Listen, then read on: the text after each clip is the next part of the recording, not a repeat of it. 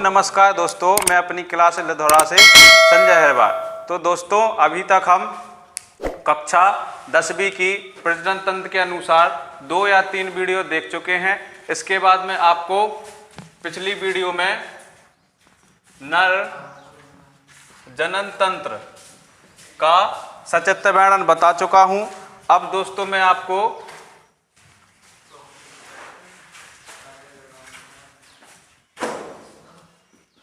मादा जनन तंत्र के बारे में बता रहा हूं दोस्तों। तो कृपया मेरे चैनल पर आएं, शेयर करें, सब्सक्राइब करें और मुझे सपोर्ट करें। धन्यवाद दोस्तों। अब देखेंगे हम मादा जनन तंत्र। तो मैं पिछली वीडियो में आपको बता चुका हूं कि जो आपका क्या होता है एक्स और वाई, वो आपके किस में उपस्थित होता है? नर जनन तंत्र में। और आपका क्या होता है एक्स, वो आपके किस में उपस्थित होता है? मादा जनन तंत्र में। तो मैं आपको पिछली वीडियो में बता चुका हूं कि जब एक्स और वाई के साथ आता है तो किसका निर्माण हो जाता है? आपके नर का। और जब एक्स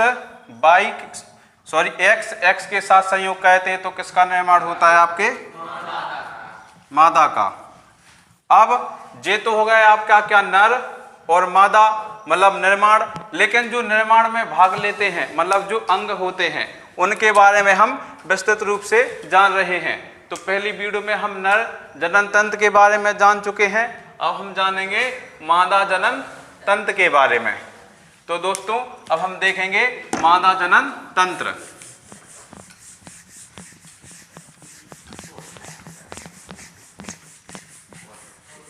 विसरण से शुरू हुई थी और अंत में कहां पहुंची थी? आपके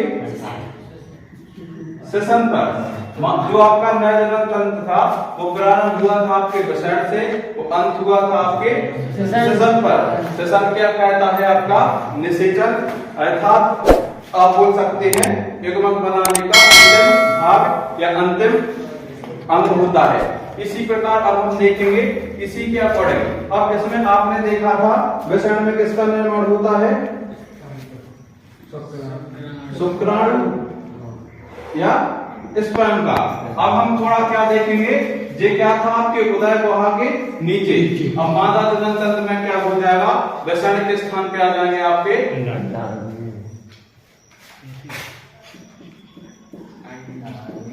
अंडाणु।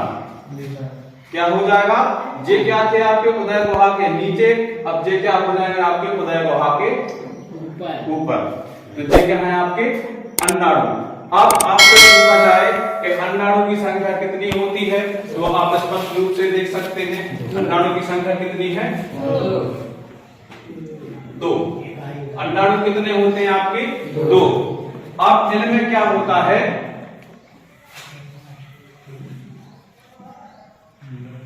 छोटे छोटे क्या भरे रहते इसमें? अंडे। अब ये अंडे क्या होते हैं? आपके जो मादा में आधे अंडों की संख्या किसमें होती है? आपके एक अंडे में। और आधे अंडों की संख्या आपके किसमें होती है? दूसरे अंडे में। अब यहाँ से क्या होता है दोस्तों, हम पिछले वीडियो में देख चुके हैं कि यहाँ से क्या निकलते हैं? आपके शुक्रवाहिनी। तो अब यहाँ से क्या निकलेंगे? आपकी अंडवाहिनी। क्या निकलेंगे दोस्तों? अंडवाहिनी। अब आपकी अंडवाहिनी निकल के आ गई है। अब इसके जस्ट नीचे यहाँ पे क्या था आपका? यहाँ पे आपका क्या था? पिछली वीडियो में देख चुके हैं। यहाँ पे क्या था आपका? शुक्राशय था। तो इसी के अकॉर्डिंग अब इसमें भी कुछ अंग ऐड होंगे क्या? तो उनके बारे में हम देखेंगे। तो इसके जस्ट नीचे आपका क्या हो जाता है? गर्भाशय। क्या होता है दोस्तों?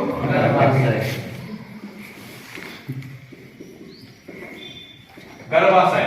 इसको हमने क्या नाम दिया था?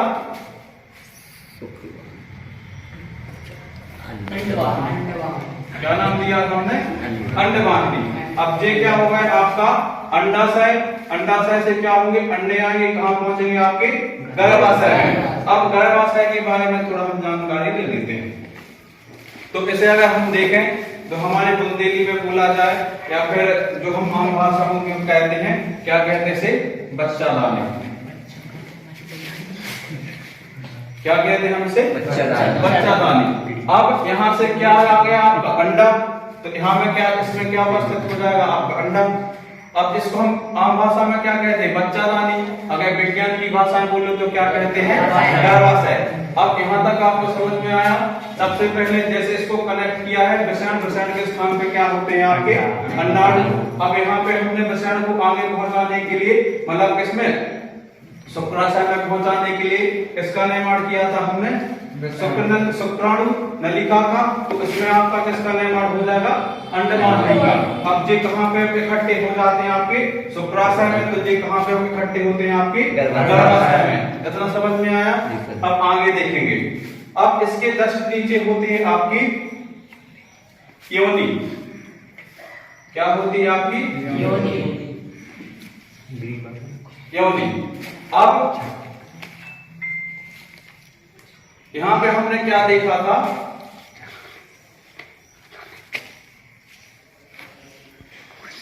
सेशन।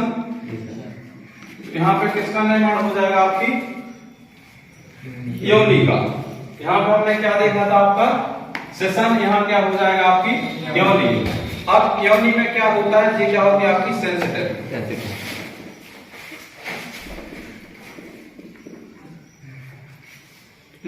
सेंसिटिव मतलब उत्तेजक।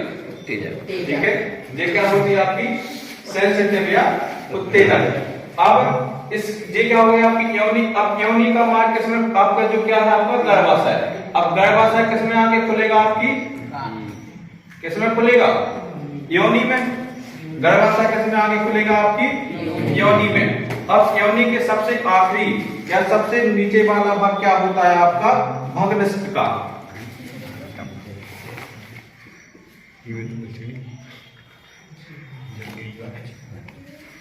क्या होता है आपका भग्निष्ठ।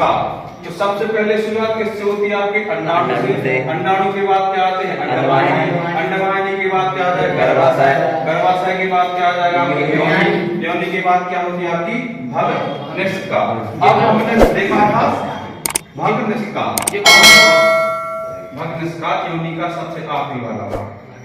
ठीक है, ये क्या होता है सबसे आखिरी वाला भाग। अब इसमें हमने देखा था कि जो आपका सेशन होता है इसका मुंड क्या होता है, ऊंचा होता है। मतलब ये क्या होता है आपका सेंसिटिव।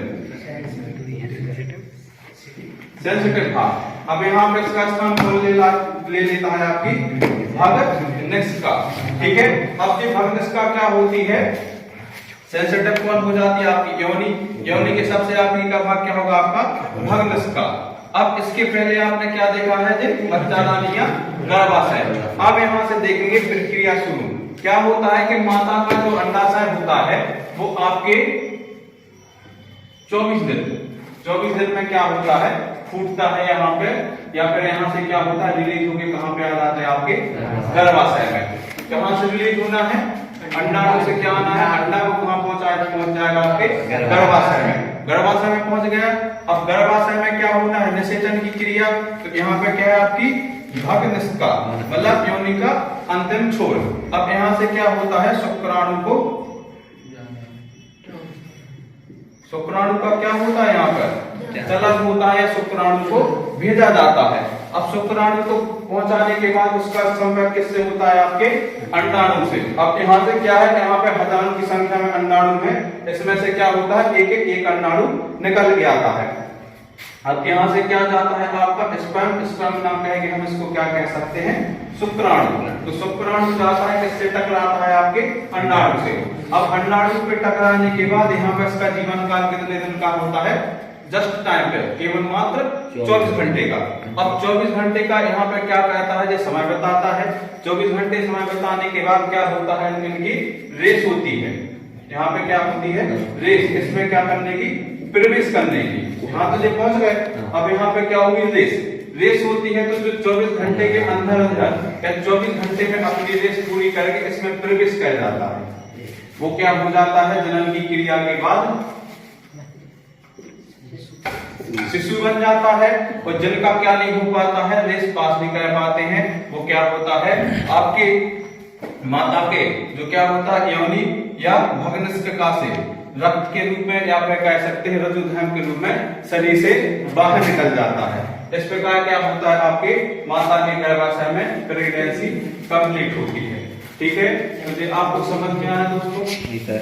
समझ में आया? जी सर। वैसे बताऊं?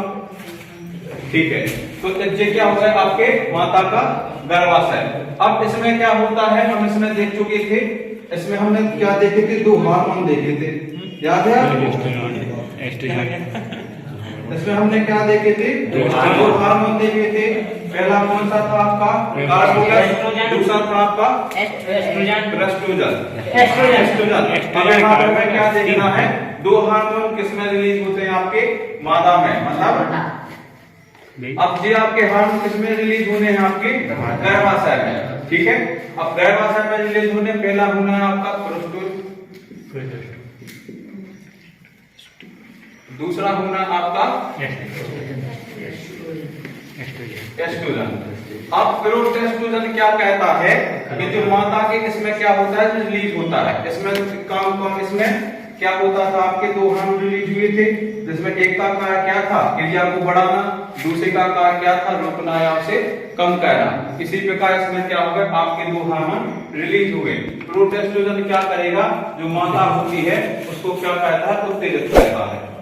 उत्तेजित करने का मतलब होता है गर्भधारण करने के लिए उसे प्रेरित करता है। अब गर्भधारण कब होगा, जब स्थिति काय की बनती है, अंडाणु किसमें आ जाता है, माता के गर्भाशय में। जब माता के गर्भाशय में अंडा आ जाता है तो माता की स्थिति बहुत तीव्र हो जाती है, किसके लिए, प्रजनन या फिर गर्भधारण करने के लिए। अब इसको रोकने का कार्य कौन कहता है, आपका एस्ट्रोजन। एस्ट्रोजन क्या कहता है, इससे प्रोस्टोजन से कि आप अपना काम करो, हम अपना काम कर रहे हैं, जो चीज वही से करता है। ठीक है, बात समझ में आई कि नहीं? मतलब प्रोस्टोजन क्या कहता है, प्रेरित कहता है। एस्ट्रोजन क्या कहता है कि नहीं, हमें ऐसा नहीं करना है। तो क्या होते हैं, आखिरी में जीत हो जाती है प्रोस्टोजन की। तो फिर क्या होता है, अगर इन कंडीशन, अगर आपका शुक्राणु या कुछ भी अगर माता के गर्भाशय से टकराता है तो माता क्या हो जाती है, प्रेग्नेंट। इसके बाद जो आपका क्या होता है, एस्ट्रोजन। एस्ट्रोजन उसे क्या कहता है, माता से मतलब उसकी आंतरिक शक्तियां पे, उसकी मानसिकता पे क्या प्रभाव पड़ता है कि आपने जो भी किया है गलत किया है, अभी ये स्थिति नहीं थी करने की। तो ये क्या कहता है, हमें क्या कहता है, चंचल कह देता है, या फिर हमें मानसिक रूप से क्या कहता है, विकृत कहता है। तो ये स्थिति किसमें बनती है, आपकी माता में। स्थिति किसमें बनती है, आपकी माता में, माता के किसके गर्भाशय में। तो ये क्या था आपका मादा जनन अंग। अगर मैं आपसे पूछूं कि मादा में उत्तेजन अवस्था कौन उत्पन्न करता है, तो बता सकते हैं, प्रोस्टोजन। अगर हम पूछें आपसे कि मादा में अंडाणु का निर्माण होकर अंडाणु कहाँ उपस्थित होता है, बता सकते हैं आप, गर्भाशय में। अगर मैं बोलूं आपसे कि जो आपका गर्भाशय है, इसे आम भाषा या बुंदेली में क्या कहते हैं, इसके बाद अगर मैं आपसे बोलूं कि माता के अंतिम जनन अंग को क्या कहते हैं, भगनिष्ठा। इसके बाद माता के जो भगनिष्ठा का जो ऊपरी भाग होता है, क्या कहते हैं हम, योनि। तो ये क्या था आपका माता का प्रजनन तंत्र। अगर समझ में आया दोस्तों तो लाइक करें, शेयर करें, सब्सक्राइब करें। धन्यवाद।